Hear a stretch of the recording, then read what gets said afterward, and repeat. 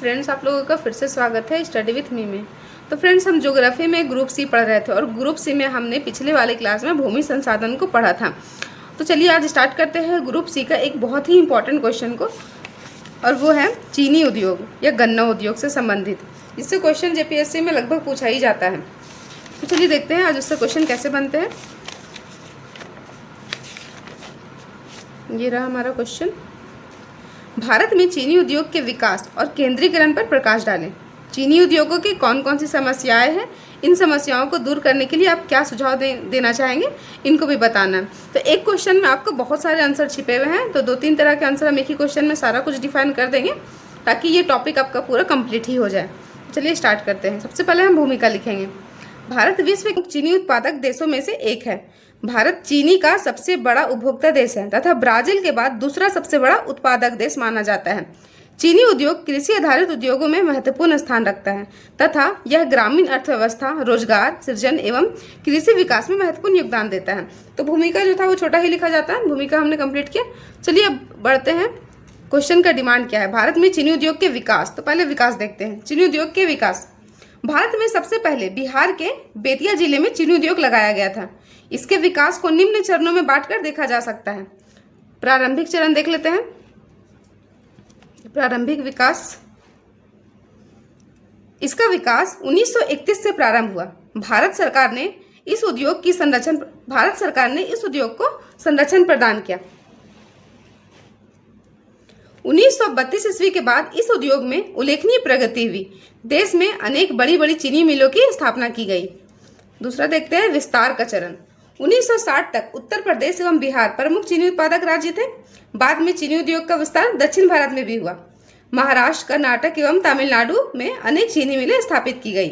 वर्तमान समय में उत्तर प्रदेश, महाराष्ट्र, कर्नाटक एवं तमिलनाडु चीनी उत्पादक में अग्रणी राज्य हैं। अगला देखते हैं सरकारी प्रयास। चीनी उद्योग के विकास हेतु सरकार द्वारा अनेक नीतियां बनाई गई।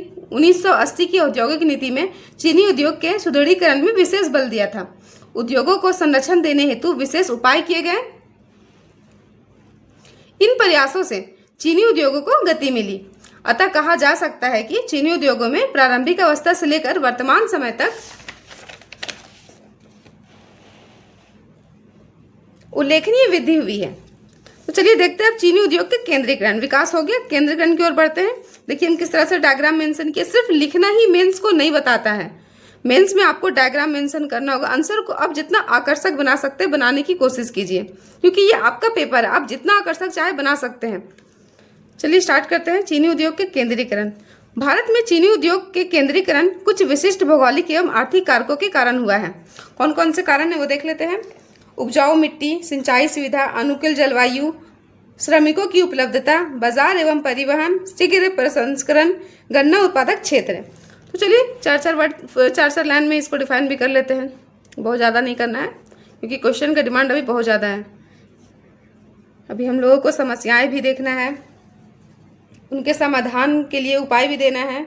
तो चलिए, गन्ना उत्पादन क्षेत्र की निकटता। गन्ना काटने के बाद उसे अधिकतम समय तक नहीं रखा जा सकता क्योंकि उसके रस सूखने लगते हैं। इसीलिए चीनी मिलें गन्ना उत्पादक क्षेत्र के निकट स्थापित की जाती हैं। अगला है अनुकूल जलवायु। भारत में गन्ने की खेती के लिए उष्ण एवं आर्द्र जलवायु उपयुक्त मानी जाती है, जिससे चीनी उद्योग के विकास एवं केंद्रीकरण को बढ़ावा मिलता है। अगला है सिंचाई की सुविधा, उत्तर बाजार एवं परिवहन सुविधा। इन क्षेत्रों में चीनी की मांग अधिक है तथा रेल, सड़क आदि परिवहन साधनों की अच्छी सुविधा होने से उद्योग को लाभ हुआ है। अगला है शीघ्र प्रसंस्करण की आवश्यकता। गन्ने में शर्करा की मात्रा समय के साथ कम होती जाती है, इसीलिए शीघ्र प्रसंस्करण के लिए मिलें गन्ना क्षेत्र के पास लगाई जाती हैं। तो चलिए, भारत में चीनी उद्योग का केंद्रीकरण किन किन राज्यों में हुआ है वो देख लेते हैं। देखिए इस तरह से हमने भारत का मैप बनाया है। उत्तर भारत और दक्षिण भारत। उत्तर भारत में कौन कौन से हैं और दक्षिण भारत में कौन कौन से, वो हमने इस तरह से मेंशन किया। आप लोग भी चाहे तो इस तरह से कर सकते हैं। उत्तर प्रदेश, बिहार, पंजाब, हरियाणा, और दक्षिण भारत में महाराष्ट्र, कर्नाटक, तमिलनाडु, गुजरात और आंध्र प्रदेश। तो भारत में चीनी उद्योग का केंद्रीकरण को देखते हैं कौन कौन से राज्य हैं और इसको थोड़ा थोड़ा डिफाइन कर लेते हैं। देखिए हमने किस तरह से सारे आंसर राइटिंग को मेंशन किया। अगर आप लोगों को मेरी आंसर राइटिंग अच्छी लग रही है तो प्लीज़ चैनल को सब्सक्राइब करें, वीडियो को लाइक ज़रूर करें, ताकि मैं इस तरह की वीडियो आप लोगों के सामने लेकर आऊँ और मेंस की सारी मेंस का जितना भी टॉपिक है सिलेबस वाइज मैं उसको पूरा करा सकूं, क्योंकि मेरा मेन मोटिव यही है कि मेंस का सिलेबस को मैं पूरा कंप्लीट करूं। उसके बाद जो इंपॉर्टेंट क्वेश्चन होते हैं, जो प्रीवियस क्वेश्चन होते हैं, उनको फिर हम लोग डिफाइन करेंगे। पहले सिलेबस तो कंप्लीट कर ले, फिर आगे बढ़ेंगे ना। तो चलिए सिलेबस वाइज चल रहे हैं। उत्तर भारत में चीनी उद्योग के संकेंद्रण। तो उत्तर प्रदेश में देख लेते हैं क्या है। देखिए उत्तर प्रदेश का मैंने मैप भी बनाया है छोटा सा। आपको ड्राइंग नहीं करनी है, इसलिए आप बस इतना दर्शाइए कि हाँ मैप है, उत्तर प्रदेश दिख रहा है, बस काफ़ी है। भारत का सबसे बड़ा चीनी उत्पादक राज्य है। यहाँ 150 से अधिक चीनी मिलें हैं। इसमें मुख्य रूप से सहकारी क्षेत्र तथा कुछ निजी क्षेत्र भी हैं। यह गन्ना का उत्पादन परिवहन के साधन आसानी यहाँ गन्ना का उत्पादन परिवहन के साधन आसानी से उपलब्ध हो जाते हैं। ये उत्तर प्रदेश का जो 1-2 पॉइंट था वो मैंने यहाँ पे मेंशन किया। चलिए बिहार को देख लेते हैं। यहाँ लगभग 30 से अधिक चीनी मिले हैं। मुख्य क्षेत्र चंपारण, मधुबनी, दरभंगा, गया, उपजाऊ जलोढ़ मिट्टी, सस्ते श्रम आदि के कारण यहाँ चीनी उद्योग का विकास हुआ है। पंजाब देखते हैं। यहाँ गन्ने की अच्छी खेती तथा सिंचाई के पर्याप्त व्यवस्था है। मुख्य रूप से होशियारपुर, कपूरथला, लुधियाना, पटियाला आदि। उन्नत कृषि तकनीक एवं सहकारी समितियों की सक्रियता के कारण यहाँ चीनी मिलों का विकास हुआ है। हरियाणा को देखते हैं। गन्ना उत्पादन तथा सिंचाई की सुविधा के कारण यहाँ चीनी उद्योग विकसित हुआ है। मुख्य क्षेत्र करनाल, पानीपत, सोनीपत इत्यादि। यमुनानगर भी है। चलिए दक्षिण भारत में अब चीनी उद्योग के केंद्र देख लेते हैं। देखिए मैंने यहाँ पे किस तरह से मेंशन किया दक्षिण भारत को।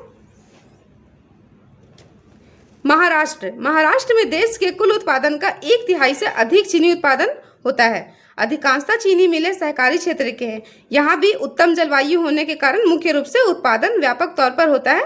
मुख्य क्षेत्र है मेरा कोल्हापुर, सोलापुर, सतारा, सांगली और अहमदनगर इत्यादि। चलिए तमिलनाडु को देखिए। दक्षिण भारत में तमिलनाडु में 39 चीनी मिलें स्थापित हैं। यहाँ देश का लगभग 8.3% चीनी का उत्पादन होता है। तमिलनाडु में प्रति हेक्टेयर सर्वाधिक गन्ने का भी उत्पादन होता है।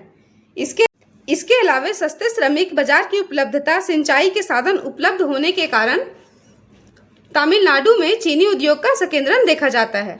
कर्नाटक को देखते हैं। यहाँ चीनी के 28 कारखाने हैं जो कर्नाटक के बेलगांव, बेलाड़ी, शिमोगा और बीजापुर जिले में स्थापित है। यहाँ बेलगांव में अधिक चीनी के मिले हैं। आंध्र प्रदेश, यहाँ करीब 40 चीनी के मिले हैं। अधिकांशतः कारखाने पूर्वी और पश्चिमी गोदावरी क्षेत्र में विशाखापट्टनम और निजामाबाद जिले में संकेंद्रित है। गुजरात को भी देख लेते हैं।